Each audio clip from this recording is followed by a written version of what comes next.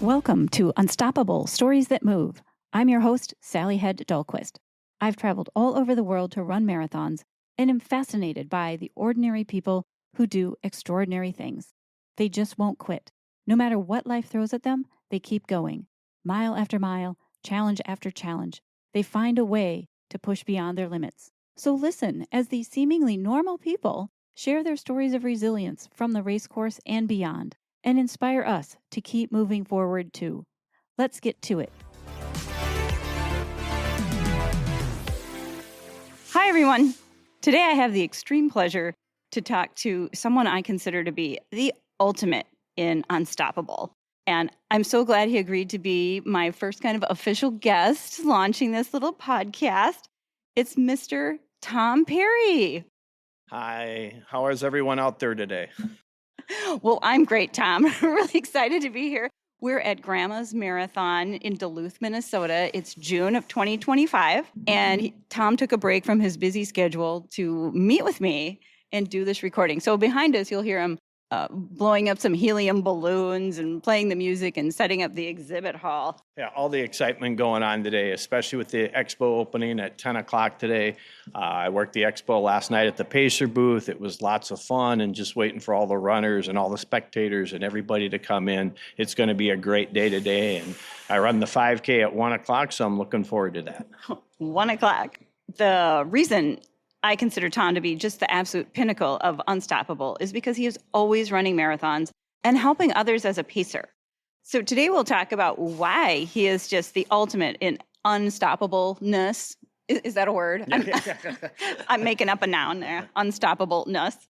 You'll hear about his career, his normal life as a counselor, and his two other identities, with his race bibs. He calls himself Pacer Tom and Stage 4, and his other venture as the author. This is the 4 phases of Tom Perri. So you told me you had started running in, 1976? 1975 was my first year running, and I did a mile run when I was in 8th grade. And I remember going to Dairy Queen and getting was a Blizzard or Shake, whatever it was, and thinking that would be a good idea to have that before the mile run. So I did that and did the mile run. Powered by Dairy Queen? I used to work at Dairy Queen too, making those Mr. Misties. Yeah.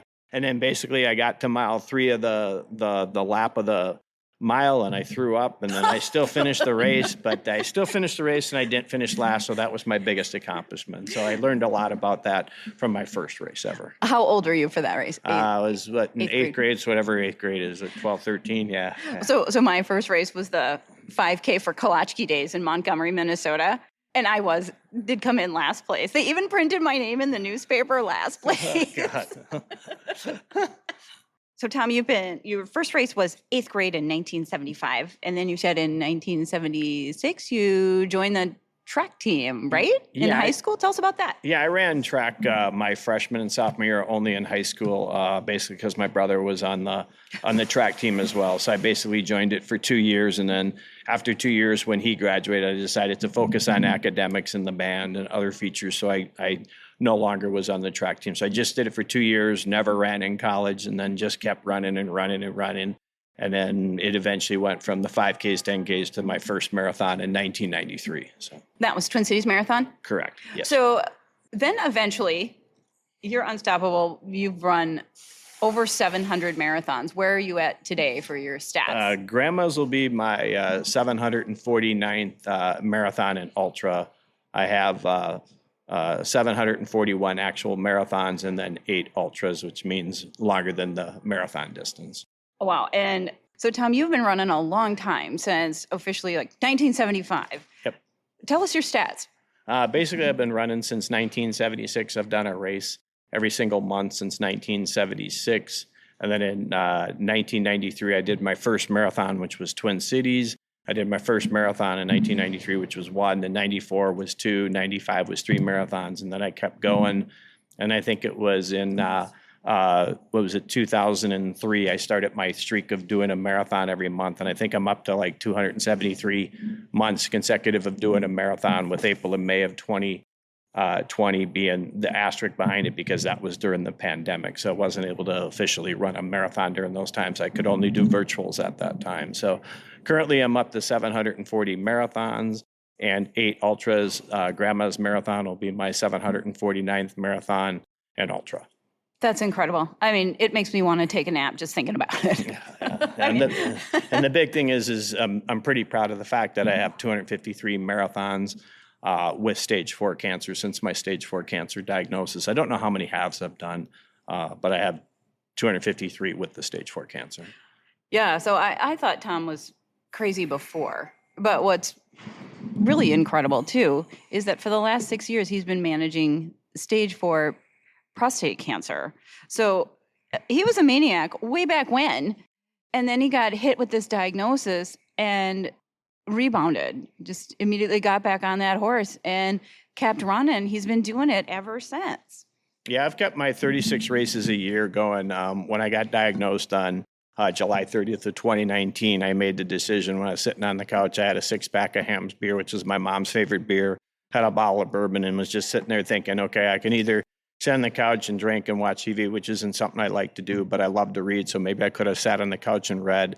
But I just decided I would continue to run, continue to do the pacing, which I really love, and then I would do half my races as pacing, half my races as running for fun, which is what I was doing then and still do now. And then I just kept going, and I kept my pacing up, and I haven't stopped my pacing. I didn't give up any of my pacing gigs. I didn't give up any of my running gigs. I just kept going the line and tried to do the best I could with what I had, and I succeeded in all my pacing gigs and still have succeeded in all my pacing gigs to this day. I still have almost, I think it's 2,459 races total, and I still, knock on wood, do not have a DNF, so I'm still doing okay. But Tommy, you're talking about your pacing gigs. What does that mean to be a pacer? Well, so you had gotten this diagnosis and said you're going to keep going on. You had all these commitments to be a pacer at a race. Tell us about that. Well, basically, a pacer is there's 2 types of pacers. One that's helping you get the Boston qualifying time and to try and help you do the best you can at the race. The other type of pacer that's out there is usually the sweeper, the person at the back of the pack who's helping you just finish the marathon. They both serve the same purpose in helping the runner, and all we're trying to do is help you have an enjoyable running experience, help you to get you to run the best race possible for you, and help you to get across the finish line. And we're especially helpful to the first timers and the BQ people, especially in the marathon. BQ means Boston qualifier. So if you want to run in Boston, you have to be fast. They have certain time limits you have to reach, time goals. And usually now you have to be, 5 or 10 minutes faster than that even because so many people are applying? Yeah, correct. Because the cutoff time usually, and that's kind of the tricky part about Boston, is they have the qualifying time, but that's not usually good enough. You have to run usually about 6 minutes under the time. Even before you had received your diagnosis, you were already a maniac, totally crazy, running these races all the time. Mm-hmm. What made you do that? Basically, I loved running because it was one of the type of sports that you could just go out, with your shoes and shirts and just go out and run. I was not a technology person, so I never ran with an iPod, never ran with a Garmin. The only time I actually paced or ran with a Garmin was in 2011 when I got my first free Garmin at the Garmin Marathon where they gave it to the pacers and stuff. Otherwise, I didn't use technology. The first 300 some races I paced, I never used a stopwatch, never used a watch at all. I would just run by feel, and that's how I got the nickname the Human Metronome, because I just run by feel, and I'd always hit my pace within 3 seconds. It was just what I did, and I did it well. So. Oh, now I'm gonna have to change this to the 5 faces of Tom Perri. I hadn't heard the Human Metronome. Yeah, that was one of my nicknames that I got way back in the early 80s and stuff like that. Was one of my nicknames and stuff. I didn't get the pacer Tom name until 1995 when I was pacing Gloria Jansen. Was a great female runner from Minnesota and stuff. I paced her. I wasn't pacing her, but I was pacing a friend and stuff, and we ran together at the New Prague half. And then when I finished the race, some of my friends said, "Oh, there's Pacer Tom," and then that nickname has stuck with me ever since. So I had the Human Metronome in the 80s, and then Pacer Tom in the 90s started. Yeah. I've known him as Pacer Tom. And we met many years ago at the Minneapolis Marathon, which doesn't exist anymore. Yep. and Tom was pacing a group of people, and I walked by and overheard him, and we just started chatting. And we kind of reconnected at a lot of races over the years. In fact, the last time was just last week, like last Monday in Connecticut. Yeah, correct. We ran together with mainly marathons. That was awesome. But also with mainly marathons, like 2 years ago, we ran summer camp in St. Cloud. Yep. And Tom was the male winner. Yep. Time was like 5:15 or something, 5:30. Yep, correct. Yep. And I was the female winner. Yeah, there you go. And Tom told me. I didn't even know it. I finished in like 6:45 after I jumped in the quarry to go for a swim at mile 26. Yep. And I still was the first winner out of two. But hey, it still counts. I'm going to take it. I'm going to take that. Yep, correct. Yep, correct. So Tom and I have chatted a lot over the years, and it's been just great getting to know him better. And so tell us about your normal life. I mean, you had been a counselor before before you retired. Yeah, basically I have 2 master's degrees, both from St. Mary's. One's from the college and one's from the University of St. Mary's. I focused on 2 special areas. One is on working with people with HIV/AIDS back in the 80s when that was very popular, or a huge topic in the U.S. and stuff. And then my real passion was for 16 years I worked with suicidal adolescents and people that had committed suicide and stuff. And I worked with 2,972 suicides in my life over those 16 years. Presented at the American Association of Suicidology Conference way back when, and dealt with a lot of the suicidology experts and suicidologists. So that was my real passion and love. And I did that for a while. And it was always a joke is that I'd write a book on teenage suicide or suicide when I grew up. Actually grew up as in quotes. And then my first book was actually on running, which was kind of a strange twist to my fate in life, I guess. How many books have you written right now? This is my first book. I helped with an earlier book, and then this is my first book that I've written. And then I'm just currently hoping to finish my second book on the Boston Marathon, the mystique of the Boston Marathon. I haven't figured out the title yet, and that'll hopefully be out on December 1st is my goal. Wow, that's coming up fast. So the book right now that I just finished reading, well, I finished last year, Grandma's, I got it from you, and it's called Running My Salvation from Stage 4 Cancer by Pacer Tom Perri. You can get it on Amazon, every other place. And I did try to post a review. I did. It was very long. It was very nice. And then Amazon rejected it. I don't know. So I'm going to have to try again, put my review up. And so that's, another career that you've done. But I feel like your expertise as a counselor fits very well with being a pacer because you're always encouraging people and helping others, and you see similarities in that. Oh yeah, because I think think the first thing you do is when you get diagnosed, like with cancer, or some of the stories that I share in my run in my Salvation Stage 4 Cancer. It's the starting base is your attitude, and if you can work on your attitude to improve your attitude, and that's just being a positive person, changing your attitude to do something right, do that, all that stuff.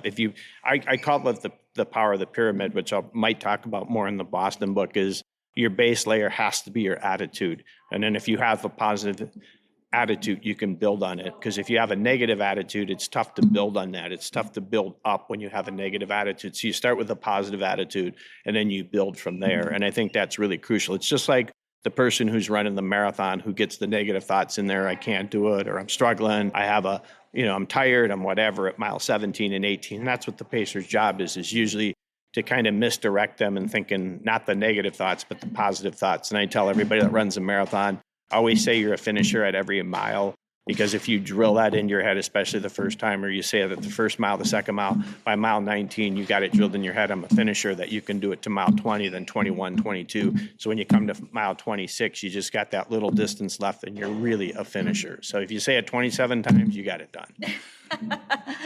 And another fun experience with Tom is I was running the Berlin Marathon, and I come up to about mile 5, and somebody shouts my name, Sally, Sally. I'm like, who could possibly, in this crowd of 50,000 people? And I look over there, and there's Tom pacing the group over there.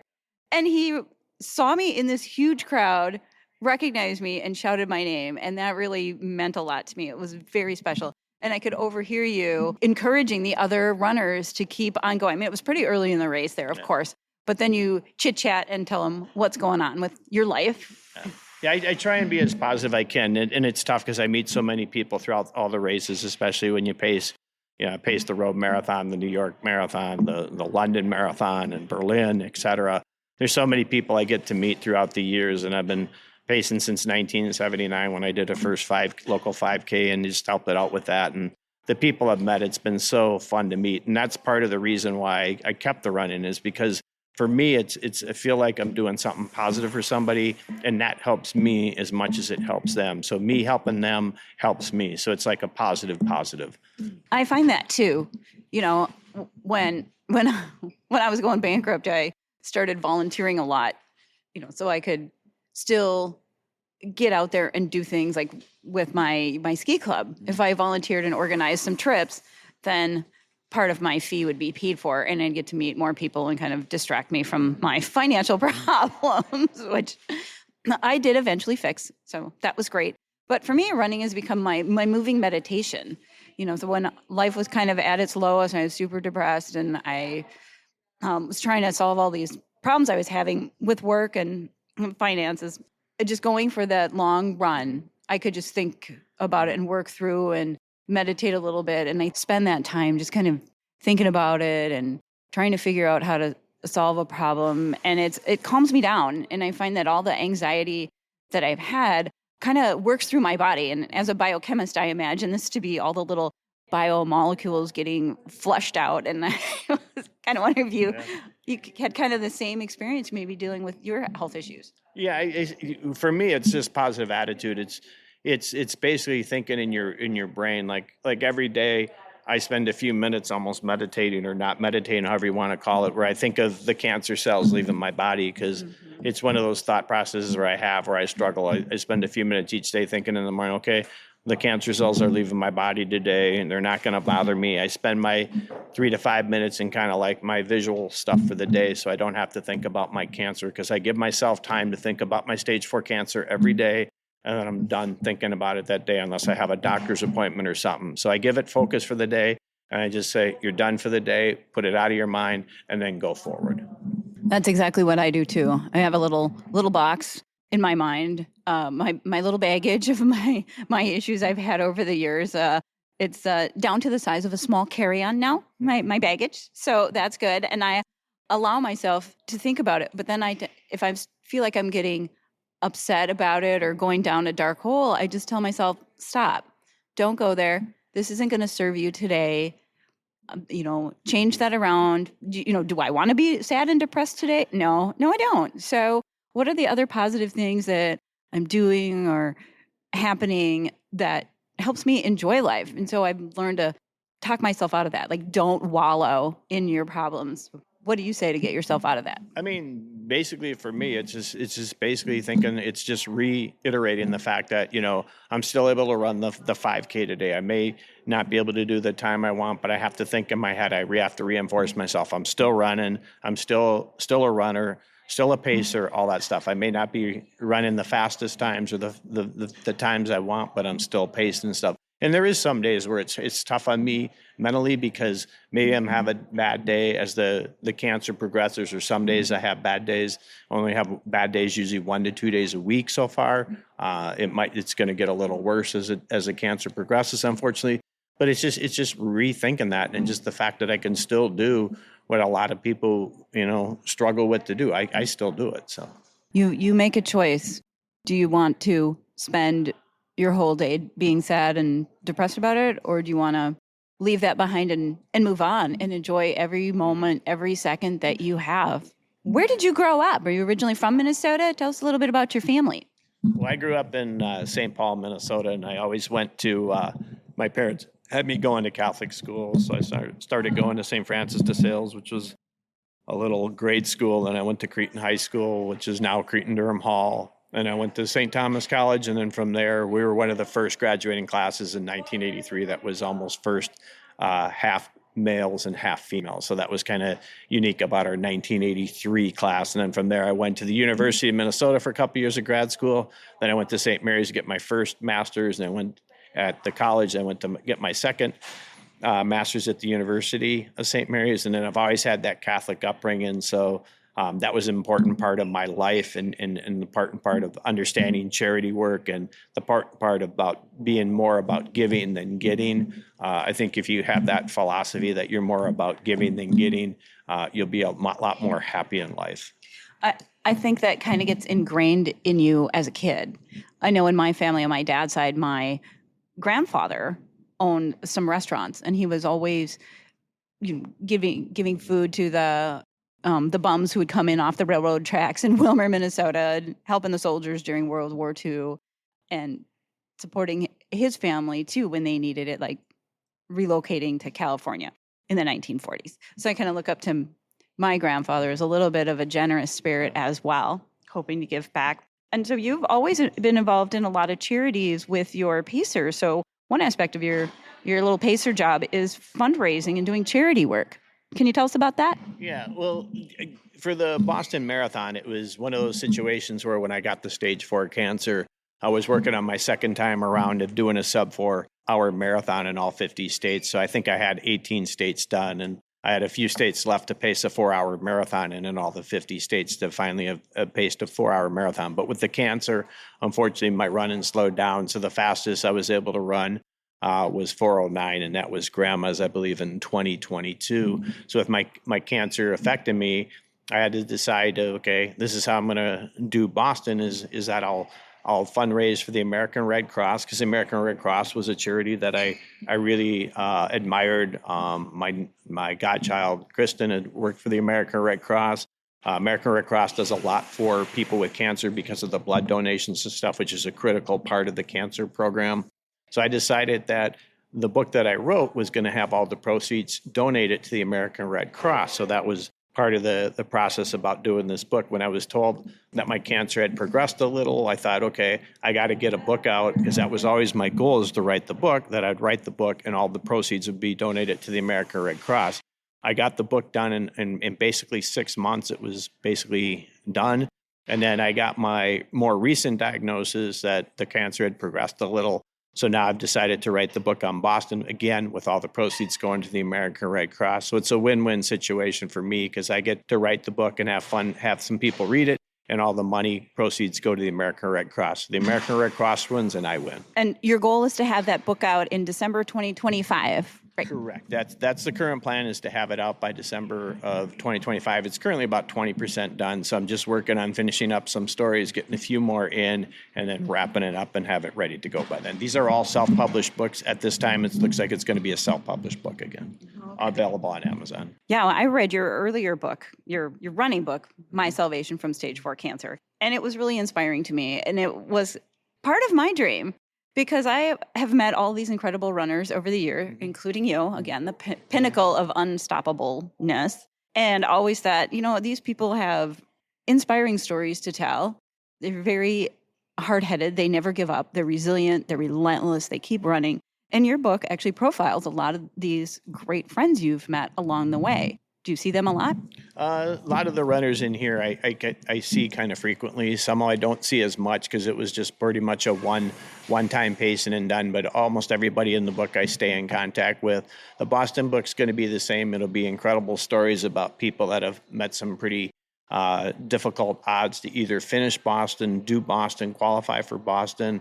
And there's a few people that probably have a dream of doing Boston that are out there that can read this book and say, there is hope for me, or eventually maybe I can qualify for Boston. Or if you can't qualify for Boston, there's a way to do a charity. So there's always a way. If you really want to do the holy grail of marathon, which many people consider Boston Marathon, there is a way to do it. You just have to be determined and have a little tenacity and perseverance to get to Boston to do it.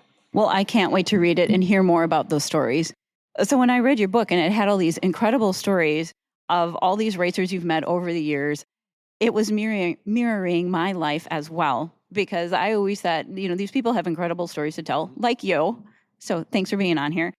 And maybe that would make a cool Netflix series. And I've also been kicking around this idea of a charity for many, many, many years. And I know that your book, all the proceeds are going to the American Red Cross. And I had mentioned this to my friend, and she says, well, maybe you should start a podcast.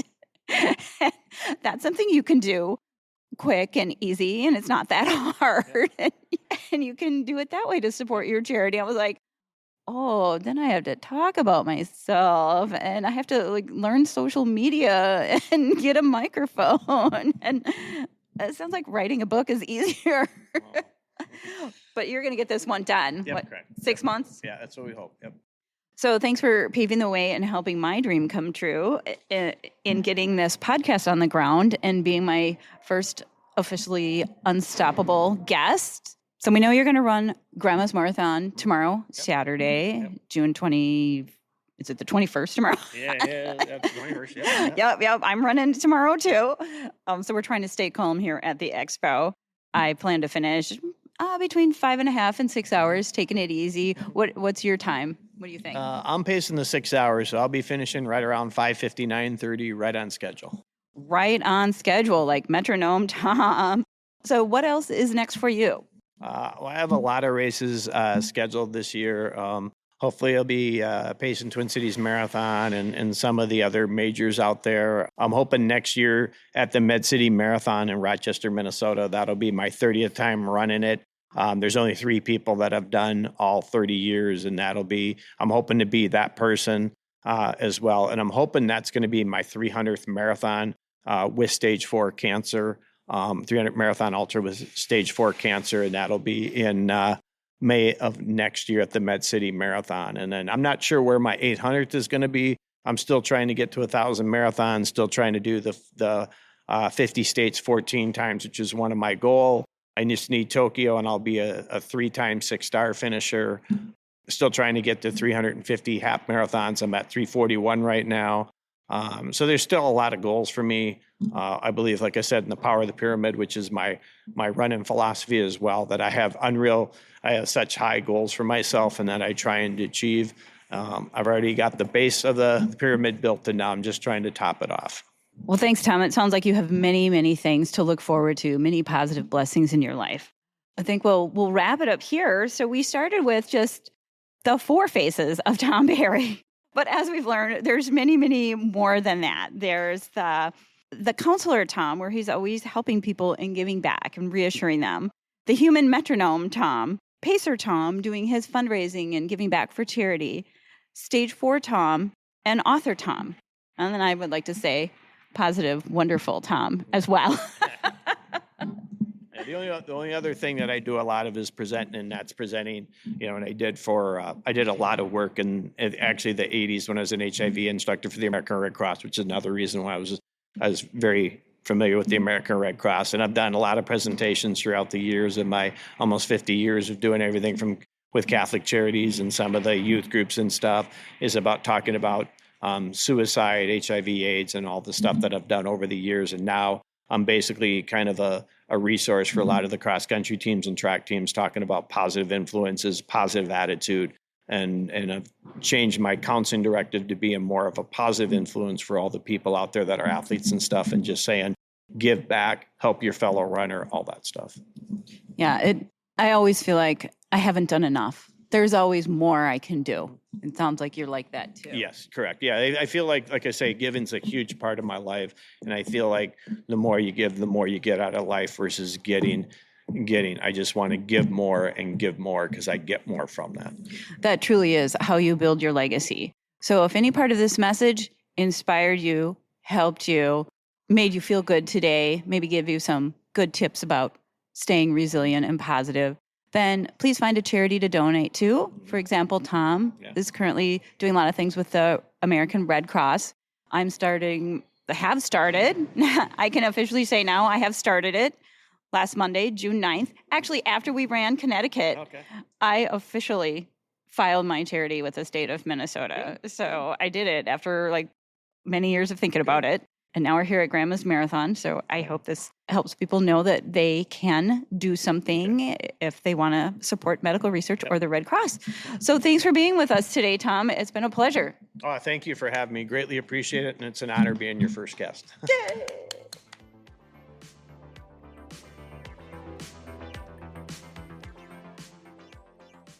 So if you want to get a copy of his book, you can order it through Amazon.com. His name is Tom Perri. Last name is Perri. Or if you'd like, he can send one to you himself. Just send him an email, and he can even send you an autograph copy. You just send him an email, and his email address is tmperry@juno.com. I'll spell that. That's Tango Mike Papa Echo Romeo Romeo India at Juliet Uniform November Oscar.com. Thanks for tuning in to this episode. I hope you enjoyed listening to it and learned a few things. Well, the people that we talked about today, they don't quit, and neither should you. Whether you're running marathons, rebuilding your life, or just searching for that next spark, you are more capable than you think. If this episode hits home, share it, subscribe, leave a review. Let's build this community together of relentless people who refuse to stop moving forward. And if you want to do something even bigger, support the mission. We're raising $1 million for medical research, and your support makes a difference. Check out our website at unstoppablestoriesthatmove.com. I'm Sally Hed Dalquist. Until next time, keep running, keep pushing, and never stop proving to yourself what's possible.